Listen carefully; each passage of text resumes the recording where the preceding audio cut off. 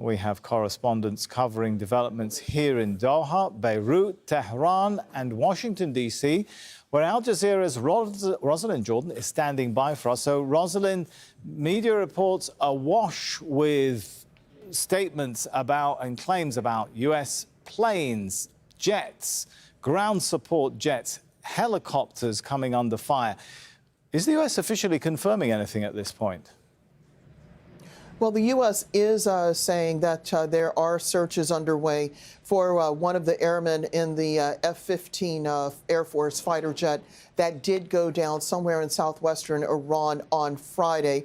One of the two airmen was rescued safely, but they have not found the second person. They also did indicate that a UH-60 Black Hawk helicopter, which has been taking part in the search for the second airman in that F-15 crash, was shot at, but was able to continue flying. There's some conflicting reports that a second helicopter, also a Black Hawk, was also shot at, but we do know that at least one has been fired upon ostensibly by the Iranian military, but is still airborne. And then, of course, there is the A-10 Warthog, another Air Force plane which provides close ground support for any troops that are on the ground. That has apparently gone down. One of the two crew members has been found. The other one is still being looked for. All right, stay with us, Ross, and we're going to bring in Mohammed Val in Tehran. Mohammed, the Iranian military says it used an advanced air defense system to bring down the plane. Let's listen into the statement. In response to the false claims made by the US president regarding the complete destruction of Iran's air defense system, an enemy American fighter jet was targeted and destroyed in the skies over central Iran by a new advanced defense system to the aerospace force of the Islamic Revolutionary Guard as part of the country's integrated air defense network. The aircraft was completely destroyed. So we heard what they had to say, Mohammed, about a first plane. They're also talking about a second A-10 plane being hit, rescue helicopters coming under fire. So what is their narrative of what happened, how they tracked, detected all these planes, and what happened to the crew? Yes, Sami, they didn't give details about how they tracked those aircraft, those fighter jets, but they talk about sophisticated and new anti-aircraft systems that are being deployed or have been deployed in this war. And they talked about that first aircraft early in the morning. They even showed some wreckage, and they seem to be trying to identify whether it was an A-35 or it was, or whether it was an F-35 or F-15. So until now, there are conflicting reports here in Iran whether it was this one or that one. But it's confirmed that this aircraft has been downed by Iranian defense air systems, and they are talking proudly of it. There are even celebrations about it in the streets, even though celebrations are happening every night here in Tehran. But tonight, a new vigor in those celebrations, because they are proud of the Iranian defense systems and the Iranian army, its capabilities, particularly after the Americans said many times, particularly the President Donald Trump said many times that that air system on air defenses and capabilities have completely been obliterated, even in the first 1 or 2 weeks of the war. So now this is a huge surprise by the Iranian army, and they are also talking about the second aircraft, an A-10 that was downed near the Gulf, and some of the statements coming from the government here and the media talking about searching for the pilots. And that's what's going on. There are no detail about those two aircrafts, how they were downed, but clearly the Iranians are showing new surprises to the Americans and talking about more to come. But also, by the way, Sami, they are talking about not just one, not two, they are talking about 5 helicopters that have been shot, some of them shot down and some of them damaged. And that's what's going on here in the media, and also that's what it's being said by the government and particularly the army and IRGC. Rosalind, in Washington, D.C., is this changing the picture presented by U.S. officials about the state of Iranian air detection at this point? Well, certainly the Trump administration has been very keen to portray the Iranian military's components, whether naval or Air Force or Army, being decimated, offering up high percentages of equipment and facilities being destroyed by U.S. airstrikes. But clearly, the ability of the Iranians, and in this case the IRGC, to bring down at least one, if not more, U.S. aircraft, all of which have the capability of flying at low altitude, the F-15E flying at a much higher altitude normally when it's going from point A to point B. It does indicate that the U.S. military was not able to destroy all of the air defense systems which the Iranian military may have in its possession. It's also worth pointing out, just in general terms, that whether it's the Iranian military, the U.S. military, or any other military with an air defense system, these systems are not stationary. They are not established in one location. They are typically mobile and can be moved from one place to another for best positioning in the middle of combat. They are also stored typically when they are not needed for combat purposes. And so it may be why these strikes have now been happening and these U.S. aircraft have been downed as a result. It is noteworthy that this is happening now on the 33rd day or 34th day of the conflict between the U.S., Israel, and Iran. Mohammed Val, as this is going on, there have been more U.S. and Israeli strikes on Iran. Are we seeing something of a targeting of more critical civilian infrastructure from airports, universities, even a recreational center? Well, that's right, Sami. Just a while ago, there were huge blasts here in Tehran, in many parts of the city, as usual. That's something that we notice happening every single day. But today, huge blasts reported by people around the city. Still not clear what targets have been hit, except that we know that Shahid Beheshti University here in Tehran was one of those targets. And that's something that is subject to condemnation here in Iran. That's a civilian facility. And it's just one of a series of civilian facilities that have been struck over the last several days and weeks. We talked about bridges, we talked about other universities and also power facilities and schools. Scores of schools reportedly have been destroyed or partly damaged during this war.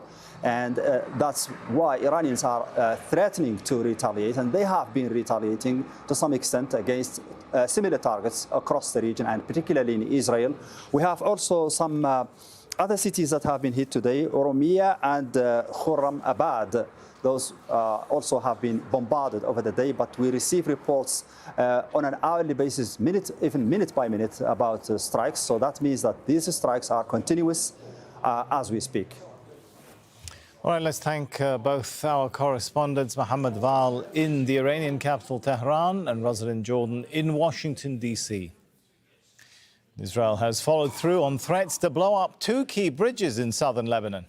The Sahmar and Mashghara bridges connect the north and south of the country. These pictures are from earlier on Friday, before the attack. The military says it's trying to prevent Hezbollah from moving reinforcements. Israeli forces have been stepping up their invasion of the south, destroying homes and infrastructure. Heidi Pett is live for us in Beirut. So where does the destruction of these bridges, where does it leave the people in the region and Hezbollah's supply routes? So these two bridges that Israel has destroyed earlier this evening are not the first that they've destroyed in this war. In fact, they are the 8th and 9th bridges over the Litani River that Israel has targeted and attempted to destroy in the last couple of weeks. Now, these two, what's significant, it's two bridges very, very close to each other, connecting the towns of Sohmar and Mashghara, which are two towns in the southern end of the Bekaa Valley. So that represents an expansion of Israel's targeting of civilian infrastructure in Lebanon. Previously, the bridges they targeted were across the south of Lebanon, but these ones, they're just below a dam, like right up at the very top of the Litani River.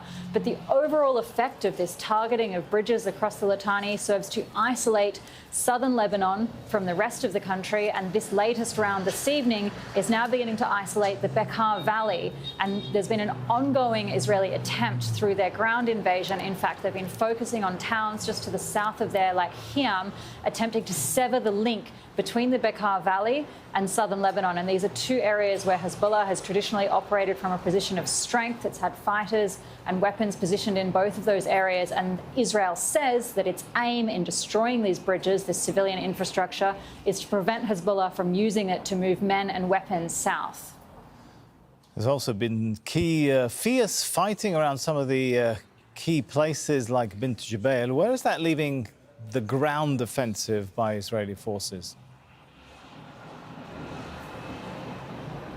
Yeah, so Israel's ground offensive has continued to expand over the last day or so, but specifically around Bint Jbeil, what they seem to have been attempting to do, and it's a continuation of a strategy that they've been employing across the south more broadly, is rather than going straight into dense urban areas or even villages where Hezbollah may still have a presence, they're attempting to encircle or flank some of these towns and villages. And there's been an ongoing focus on Bint Jbeil, which is one of the larger towns in the south. And as I said, instead of going straight into it, they've been attempting to sort of come around, and they've been focusing their efforts on villages around there. And so that is why we have seen a large amount of artillery shelling over the last 24 hours in that area, as well as a number of airstrikes. There have been more than 30 airstrikes across the south in the last day or so, and artillery shelling as well. So obviously much closer range. That's where we can indicate that Israeli troops are really operating on the ground inside southern Lebanon, or at least very close to it, in 20 other locations across the south of Lebanon today. Now, the other development, of course, is this continued destruction or detonation of homes, which is happening in towns and villages very close to that border region. Israel has signaled its intention to completely destroy many of these towns and villages, but it's not just the ones that are very close to the border. We're also seeing places like Naura. We've heard reports of the detonation of homes in that town as well, which is right on the coast on the Mediterranean Sea, and that's the focus of another axis that Israel is attempting to push forward deeper into southern Lebanon. They've been attempting to move into Naura, but also a couple of key towns. We're looking at Shama and also Ras Bayada a little bit further up the coast there, where they're attempting to make progress. But we have once again seen a number of statements from Hezbollah saying that they're targeting Israeli troops with drones, missiles and rocket fire, both inside Lebanon, attempting to prevent that advance from continuing, but also targeting Israeli settlements inside Israel and troop movements and bases over the border as well. All right, we'll leave it there. Thanks so much to Heidi Plett, reporting to us from Beirut in Lebanon. One person has been killed after Iranian missiles were intercepted in the United Arab Emirates. 4 other people were injured by debris from the interception. The attack targeted Abu Dhabi's Habshan gas facility, where operations have been suspended. Let's speak to Victoria Gatenby. She's live for us from Doha. So before we talk about the strikes, let me ask you this question. We've heard about more ships, French ships, moving through the Strait of Hormuz. Victoria, are we seeing Iran de facto impose a new system of passage through the strait? Well, in the absence of any agreed formal protocol, it would appear that effectively Iran is getting to pick and choose at the moment who passes through this very key waterway. So normally on any given day, you would have around 100 vessels going in either direction. Now we're down to just a trickle, maybe a handful getting through each day. There was a French vessel that managed to get through the Strait of Hormuz on Friday, and we've also seen in the last few days vessels flagged from Japan, Thailand, Greece, Malaysia, China, Pakistan, India and Iraq get through. But the ones that haven't been getting through are the vessels flagged to the US, Israel, the UK, and other US allies. And there have been reports that Iran is charging the vessels that are getting through some kind of payment. Now, there is some positive news for the international community who rely on the energy flows going through the Strait of Hormuz. Oman and Iran have been working on some kind of protocol, it is said. But there are key questions that remain. What will that protocol look like? Will it be acceptable to the international community? Will it include some kind of payment that Iran charges to get through that waterway? The GCC has said that is unacceptable to them. Marco Rubio, the US Secretary of State, has said that is unacceptable to the US. And thirdly, is it acceptable to President Trump? He's been giving mixed messages on the Strait of Hormuz for weeks now. Some days he says it's up to allies who rely on that strait to get their energy through to unblock that waterway. Other days he says the US military will force it open. And then just a few days ago, he said that it would automatically open when the conflict ended. And I mentioned casualties in the Gulf. Take us through the strikes happening on the Gulf today. Yeah, so we've had a report from Abu Dhabi's media office, an update really on the attack, the missile attack on its gas facility in Habshan.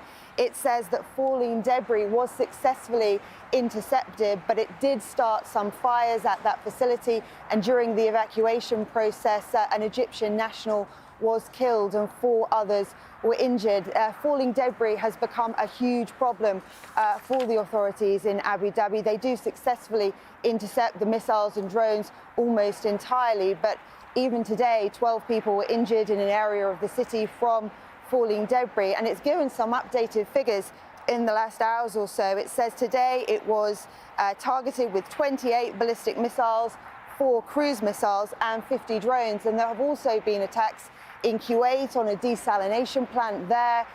Israel has been blamed for that by Iran. They say it was a false flag, but the Kuwaiti authorities certainly blaming the Iranians for that attack. And there's also been an attack on an oil refinery for the 3rd time. So these attacks still coming thick and fast across the GCC region. Thanks so much to Victoria Gatenby from Doha.